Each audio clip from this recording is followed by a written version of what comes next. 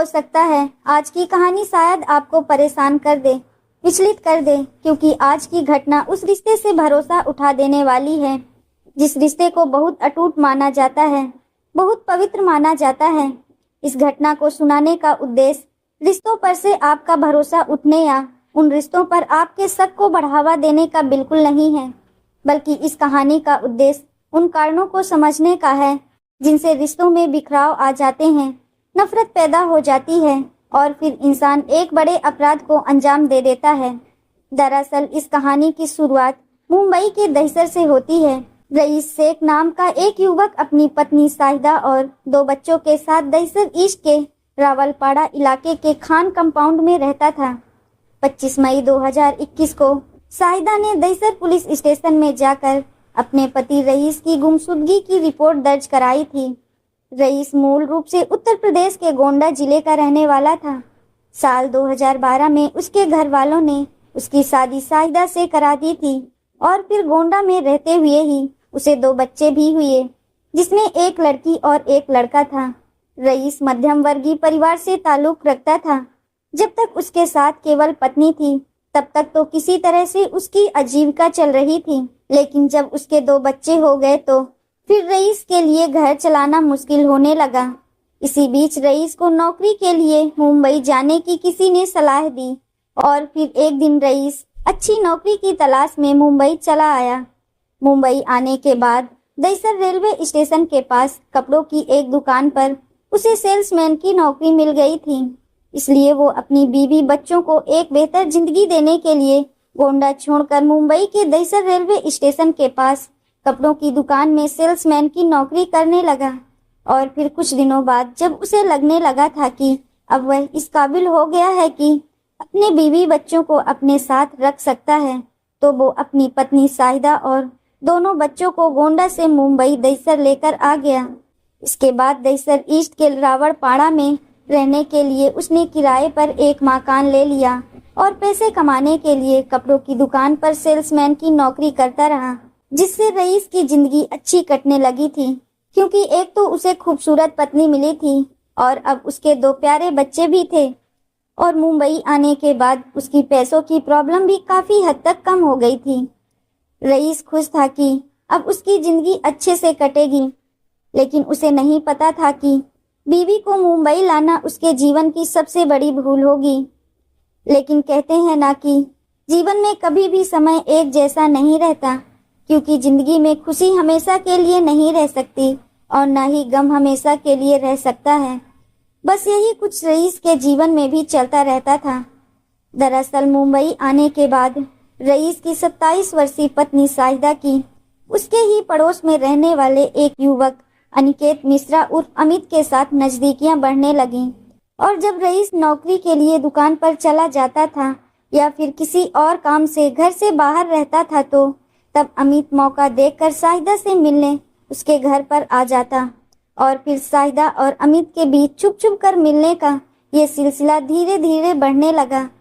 भले ही शाहिदा का पति रईस घर पर नहीं रहता था, लेकिन रईस और शाहिदा की 6 साल की बेटी और करीब 2.5 साल का बेटा घर पर ही रहते थे और शाहिदा उन बच्चों के घर पर होते हुए भी अमित से मिला करती थी। जब अमित घर आता था तो वो उन दोनों बच्चों को खेलने के लिए बाहर भेज देती थी। फिर जल्द ही वो दिन भी आ गया जब रईस को अपनी बीवी और अमित के अनैतिक रिश्तों की भनक लग गई। उसने इस रिश्ते का बहुत विरोध किया, लेकिन रईस के विरोध करने का ना तो शाहिदा पर कुछ असर हुआ और ना ही अमित पर, बल्कि शाहिदा और अमित का एक दूसरे से मिलना जुलना और फोन पर बातें करना ऐसे ही चलता रहा। और फिर इस रिश्ते को लेकर रईस और शाहिदा के बीच हर दिन झगड़ा होने लगा और 21 मई 2021 को भी रईस हमेशा की तरह सुबह काम करने दहिसर स्टेशन के लिए निकला था।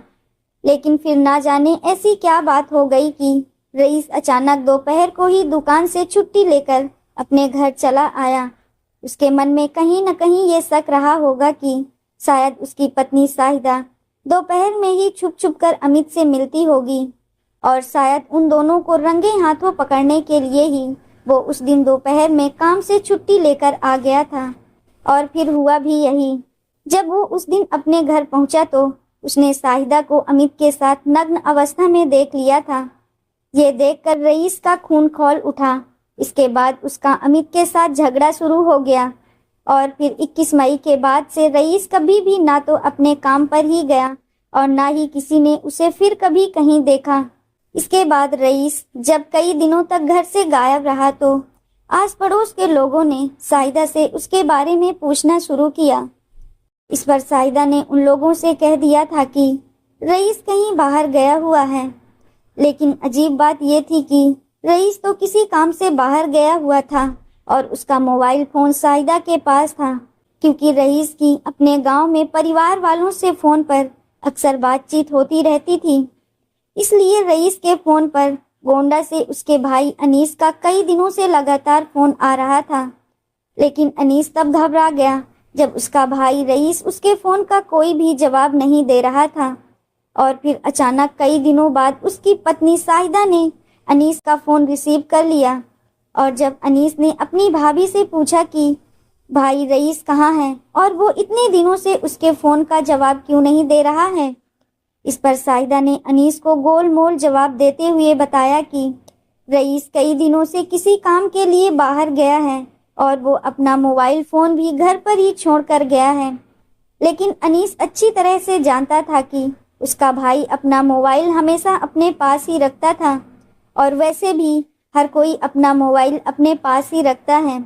इस कारण अनीस को लगने लगा था कि शायद उसकी भाभी शायद उससे कुछ छुपा रही है। इसलिए उसने गोंडा से मुंबई जाने का फैसला कर लिया। इधर जब कई दिनों तक रईस का कुछ पता नहीं चल पाया और जब वो घर नहीं आया तो शाहिदा ने दहिसर पुलिस स्टेशन में जाकर अपने पति रईस के लापता होने की रिपोर्ट दर्ज करा दी। इधर अनीस भी मुंबई आ गया और दहिसर में अपने भाई रईस के घर पहुंच गया। इसके बाद अनीस अपने भाई को मुंबई में इधर उधर तलाश करने लगा। वो रईस को दहिसर स्टेशन के कपड़े की दुकान से लेकर उसके जानने वाले दोस्तों और उसके मिलने जुलने वाले लोगों के पास भी गया, लेकिन कहीं से भी किसी से भी उसे रईस के बारे में कोई जानकारी नहीं मिली। इधर रईस को गायब हुए 11 दिन बीत चुके थे और फिर 11वें दिन जब रईस की पत्नी शाहिदा किसी काम से बाहर गई हुई थी तो तब रईस की 6 साल की बेटी ने अपने चाचा अनीस को एक ऐसी बात बताई जिसे सुनकर अनीस की रूह कांप गई कि चाचा जी, मम्मी ने एक अंकल के साथ मिलकर हमारे पापा को जान से मार दिया है। ऐसी 6 साल की बच्ची ऐसी बातें खुद के दिमाग से तो कभी नहीं कर सकती थी। इसलिए अनीस भी समझ गया था कि जरूर इस बच्ची ने घर में कुछ बहुत भयानक होते हुए देखा है। इसके बाद अनीस ने तुरंत दहिसर पुलिस को इसकी सूचना दी और फिर देखते ही देखते दहिसर ईस्ट के रावलपाड़ा के खान कंपाउंड में स्थित रईस शेख और शाहिदा के घर के बाहर पुलिस की भीड़ लग गई। इसके बाद पुलिस ने शाहिदा के घर के किचन को खुदवाना शुरू कर दिया और फिर जल्द ही किचन की खुदाई में एक एक करके इंसानी लाश के टुकड़े मिलने लगे। किचन से निकली 4 टुकड़ों में वो लाश किसी और की नहीं बल्कि शाहिदा के शोहर रईस की थी। इसके बाद पुलिस ने तुरंत शाहिदा को अरेस्ट कर लिया और फिर उससे कड़ाई से पूछताछ की गई। पुलिस के द्वारा की गई पूछताछ में शाहिदा ने अपना जुर्म स्वीकार कर लिया, लेकिन उसने पुलिस को अपने पति के कत्ल की जो कहानी सुनाई उसे सुनकर हर किसी की आंखों में आंसू आ गए। एक रिपोर्ट के मुताबिक शाहिदा ने अपने पति की हत्या की साजिश बड़े ठंडे दिमाग से रची थी। दरअसल 21 मई को जब रईस अचानक से गायब हो गया था, यानी जब उसका कत्ल कर दिया गया था, 21 मई से पहले ही शाहिदा ने अपने आशिक अनिकेत मिश्रा उर्फ अमित के साथ मिलकर रईस को जान से मारने का प्लान बना लिया था। शाहिदा हत्या करने से पहले ही बाजार से कुदरा, टाइल्स और सीमेंट खरीद लाई थी और जब रईस ने घर में इन चीज़ों को देखा तो उसने शाहिदा से पूछा कि ये सारी चीज़ किस लिए मंगवाई हो और इन्हें घर में कौन लेकर आया है। इस पर शाहिदा ने रईस से कहा कि उसने ही ये सारा सामान मंगवाया है क्योंकि वो किचन में टाइल्स लगवाना चाहती है। रईस ने भी सोचा कि चलो अच्छा ही है, घर का किचन साफ हो जाएगा, लेकिन शाहिदा का इरादा तो कुछ और ही था। रईस शाहिदा के इरादे को भांप नहीं पाया।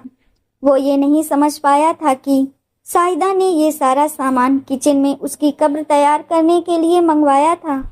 और जब 21 मई के दोपहर को अचानक रईस अपने घर पहुंच गया था तो उसने अपनी पत्नी को नग्न अवस्था में देख लिया था, जिसके बाद रईस का खून खौल उठा और वो अमित से लड़ाई करने लगा। घर में शोर सुनकर बाहर खेल रहे रईस के दोनों बच्चे भी अंदर आ गए। इस लड़ाई में साहिदा और अमित ने किचन में रखे चाकू से उन दोनों बच्चों के सामने ही रईस का गला रेत दिया। अपनी 6 साल की बेटी और 2.5 साल के बेटे के सामने एक बाप ने तड़प तड़प कर दम तोड़ दिया था। साहिदा ने जब देखा कि उसके दोनों बच्चों ने उसे उनके बाप का खून करते हुए देख लिया है तो उसने अपने दोनों बच्चों को भी नहीं छोड़ा। वो उन बच्चों को डराने और धमकाने लगी।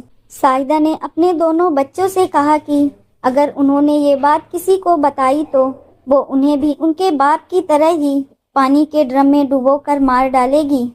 अपनी माँ की ये बात सुनकर वो दोनों बच्चे डर गए और उन्होंने तब तक इस बात को राज ही रखा जब तक उनके चाचा अनीस दईसर उनके पास नहीं पहुंच गए। खैर, रईस को मारने के बाद अब उसकी लाश को ठिकाने लगाने की बारी थी। उसके लिए साहिदा ने पहले से ही एक प्लान तैयार कर रखा था, क्योंकि एक इंसानी लाश को घर से बाहर ले जाने में पकड़े जाने का खतरा था। इसलिए प्लान के मुताबिक साहिदा और अमित ने मिलकर किचन में एक गड्ढा खोद दिया। साहिदा के किचन का एरिया एक इंसान की लाश को दफन करने के लिए काफी छोटा था, इसलिए उन दोनों ने लाश को छोटा करने के लिए रईस को 4 टुकड़ों में काट दिया ताकि लाश को गड्ढे में आसानी से फिट किया जा सके। इसके बाद लाश के चारों टुकड़े गड्ढे में डाल दिए गए। फिर उन चारों टुकड़ों पर मिट्टी डाल दी गई और ऊपर से सीमेंट और रेत की मदद से टाइल्स लगा दिए गए। और इस तरह किसी को पता भी नहीं चल सका कि उस घर के किचन में एक इंसान की लाश दबी पड़ी है।